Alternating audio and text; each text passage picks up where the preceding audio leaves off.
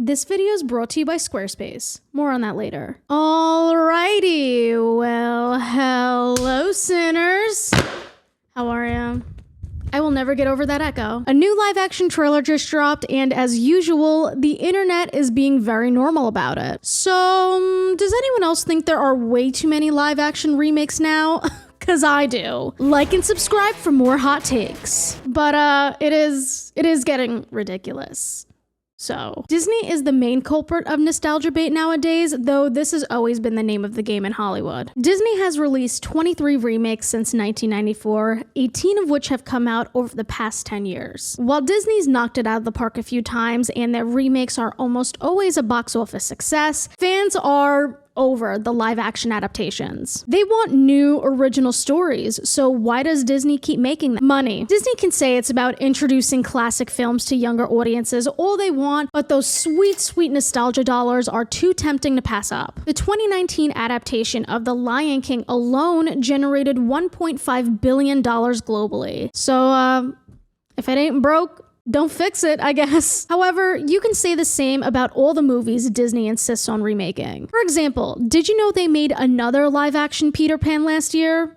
Me neither. Though according to Rotten Tomatoes, we didn't miss much. One of the only positive reviews I found said, "It's a good movie. I love Wendy. As long as Christina liked it, that's all that matters." Now, DreamWorks has decided to throw their hat in the ring with their live-action adaptation of How to Train Your Dragon, set to release on June 13th, 2025. In case you're unfamiliar, How to Train Your Dragon is about the unlikely friendship between a young Viking and an injured dragon. DreamWorks announced its plans to bring the beloved franchise to life in February 2023, and fans were not thrilled. How to Train Your Dragon, the animated film, already stands well on its own. It received critical acclaim when it came out 14 years ago and has a solid fan base to this day. DreamWorks is behind some of the biggest animated movies of the 21st century, like the Shrek franchise, the Bee Movie, and most notably, Boss Baby. So why are they risking their legacy? Money. It's always money. Based on what is out there though, fans feel like this will only be a shot-for-shot remake without the whimsy or charm of its animated counterpart. If you're looking to bring your online business to new heights, I would suggest checking out today's sponsor, Squarespace. Squarespace is the #1 platform for entrepreneurs, content creators, basically anyone who wants to succeed online. You no longer have to be a developer or web designer to create a beautiful website. Squarespace has all the tools you'll need to sell anything, and I mean anything, from physical products to digital content like subscriptions and courses, and even your own time, all on your own terms. Squarespace provides dozens of templates for any and every industry, so your website reflects your brand as best as possible. You can adjust the text, upload images, resize those images, add different sections, and so much more. Managing payments has never been simpler either. You can accept major credit and debit cards, direct deposit, and other popular payments directly through Squarespace. You can also include links to your social media to engage with your customers further. If any of that interests you, head over to squarespace.com/Annamarie Forcino and use code Annamarie Forcino for 10% off your first purchase. That's code Annamarie Forcino for 10% off at squarespace.com/Annamarie Forcino. So thank you to Squarespace for supporting the channel and for helping me and my sinners build the website of our dreams. Now let's get back to your scheduled programming. Besides the usual discourse, DreamWorks has come under scrutiny because of their casting choice for the female lead, Astrid. Now this is the part where racist weirdos pretend to care about Viking culture, so buckle up. Astrid will be portrayed by 19-year-old British actress Nico Parker alongside Mason Thames as Hiccup. Numerous fans aren't happy with this casting decision because they believe Nico looks nothing like Astrid. She doesn't have the blonde hair and the blue eyes, though her baby pictures would beg to differ on the former. What adds an extra layer to this story though is that DreamWorks is being accused of going woke because Nico isn't fully white. Her father is white, but her mother is biracial. How to Train Your Dragon takes place in the fictional village Burke, which would be off the coast of Scotland in real life, and Scandinavians originated from Scandinavia. Duh!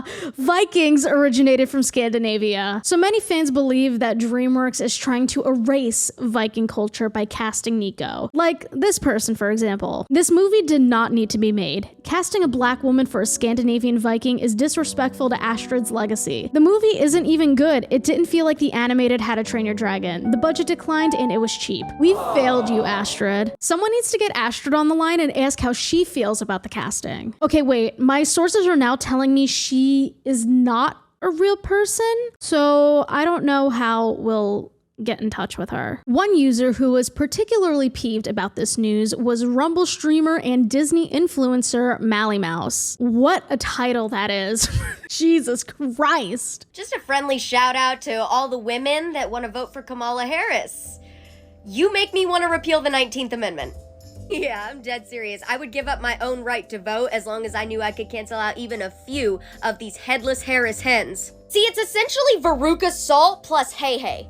All of the entitlement with all of the Hi there, happy Halloween. This is just your friendly reminder that today is the only day of the year that you can dress up as a man or a woman and pretend to be something that you're not.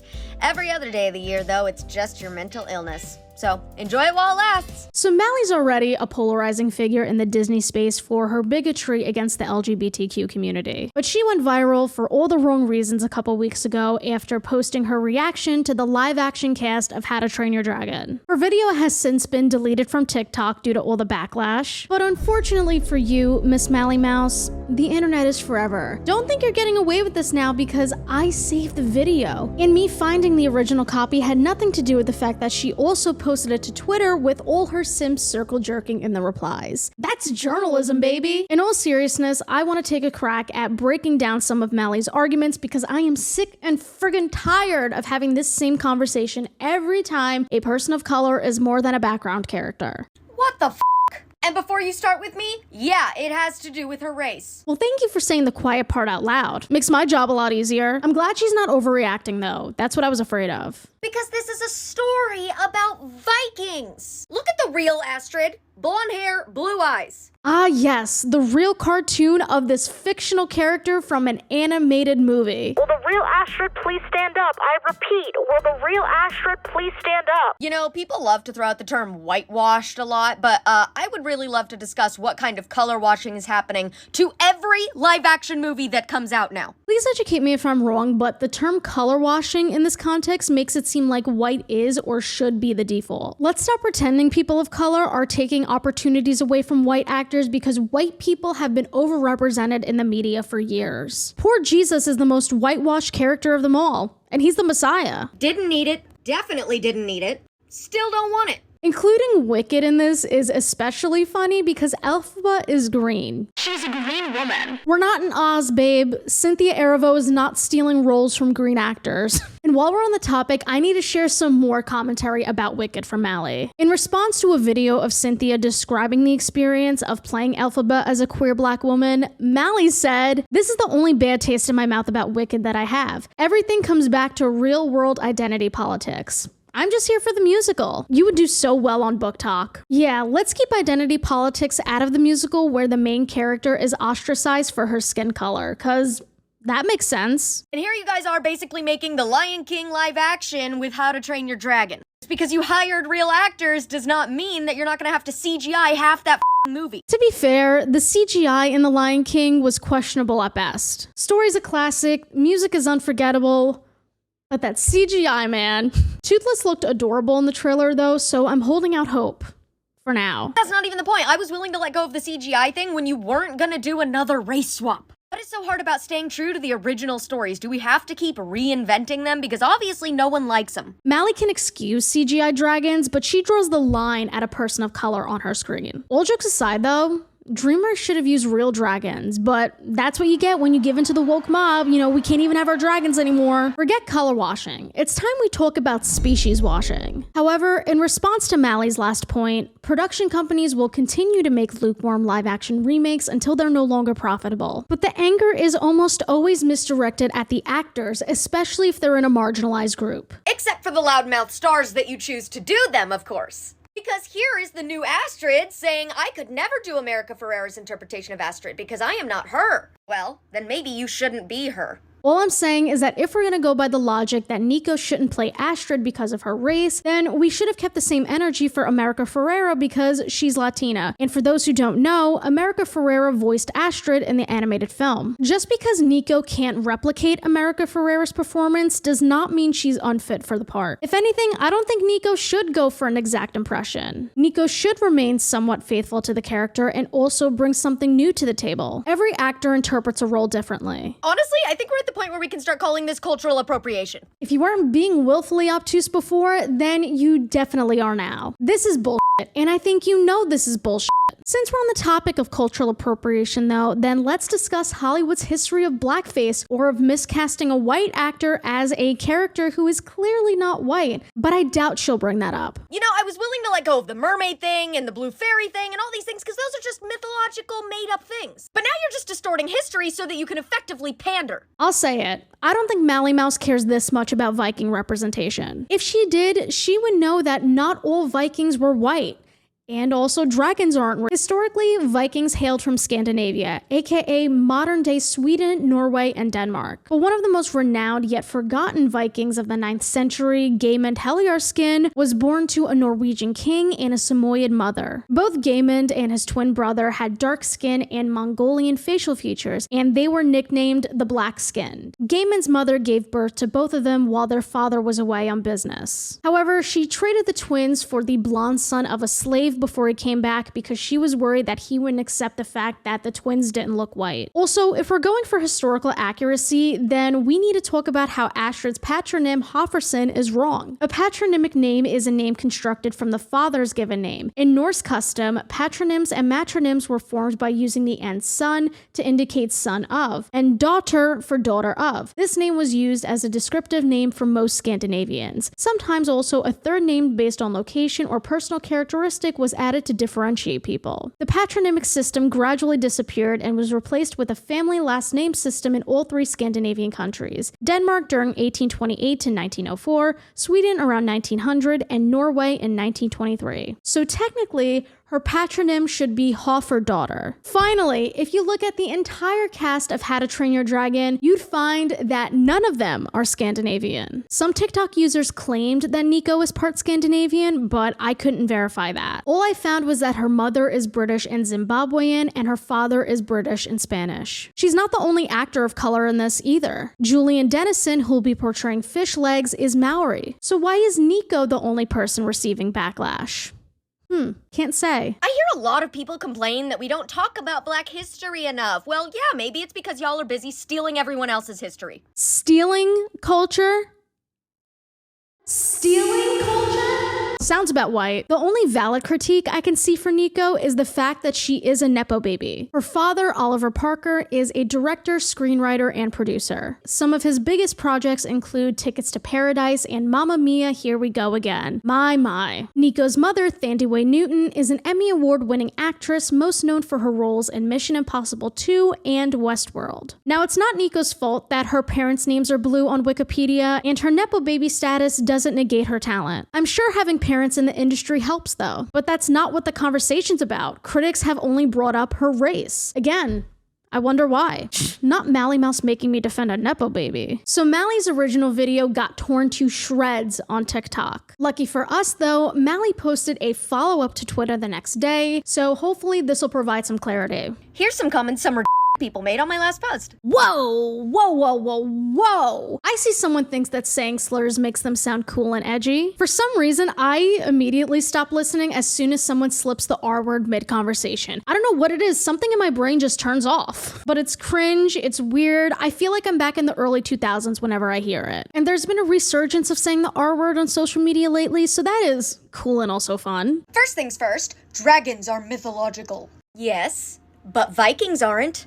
Vikings, the people, the culture, the history, that is real. Right. And as we just learned, not all Vikings were white. It was a profession, not an ethnicity. Next up, Black Vikings are real. Yeah, about as real as transgenders. This is the answer Google gave me after about 5 whole seconds of research. Wait, I'm sorry. I thought we were talking about Vikings. Why are trans people catching strays now? So shout out to all my trans sinners watching me, or not, I guess, because you don't exist. Well, there goes a large portion of my audience. And last but not least, I think that last line is interesting. I think she's trying to say that it's the black people behind those decisions. The victim mentality is strong with this one. No, I'm not blaming the actors for being black. I am, however, blaming the producers and all of the people involved in these movies for creating them. And I'm blaming all the actors and actresses who not only audition for, but accept roles that they really don't fit. She really said, I don't blame the actors, but here's why it's their fault. the acting industry is competitive, and although more diverse roles are available now, Hollywood still needs to do a much better job in the representation department. So sometimes actors of color have to take what they can get to make rent that month. I mean, I think it's a bit different in Nico Parker's case because her parents are connected in the industry, but my point still stands. Sometimes marginalized actors aren't in the position to say no. And if what I just said upsets you, then you must be super supportive of the idea of a blonde-haired, blue-eyed Tiana starring in the live-action Princess and the Frog someday. And you know, using your logic, since Princess and the Frog contains things that aren't real, like talking alligators and frogs and magic and voodoo, the whole thing can be inaccurate. It's okay, it's all fiction. Well, yes, because Tiana's race is integral to the story. An actor of color playing a white person does not have the same historical implications as a white actor playing a person of color. Complaining about forced DEI while also not acknowledging Hollywood's history of racism is insane. However, there are valid concerns when it comes to quote-unquote race swapping in movies that she could have brought up instead. While remaking old stories to be more inclusive is great, it's only a start, though I hope it continues to be an upward trend. Production companies should also focus on creating original roles for actors of color and platforming stories from creators of color in the industry, because most of the time, they are underrepresented and undervalued. Did you know that out of the 72 actors and actresses who've won Academy Awards since the year 2000, only 12 of them are not white? And in the 96 years the Academy Awards have been held, only one black person has won Best Original Screenplay, and that was Jordan Peele for Get Out. 96 years, almost a century, that is insane. But let's be real, this was Mally Mouse's piss poor attempt at disguising her racism as concern for accuracy. I will never be convinced that these anti-woke, anti-DEI reactionaries cared this much about Viking culture or the erasure of white people in Hollywood. They're simply picking and choosing when to care about representation. I'm not a fan of live-action remakes, but I hope Nico kills it in How to Train Your Dragon, purely out of spite. At the end of the day, the real question is, do Disney adults deserve rights?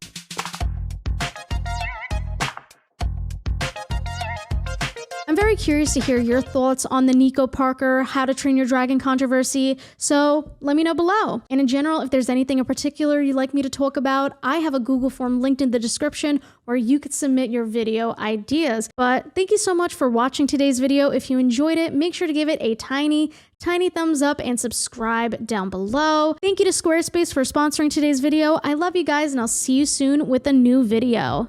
Bye! Oh wait, Sinmas is coming up. I'll see you then. Bye!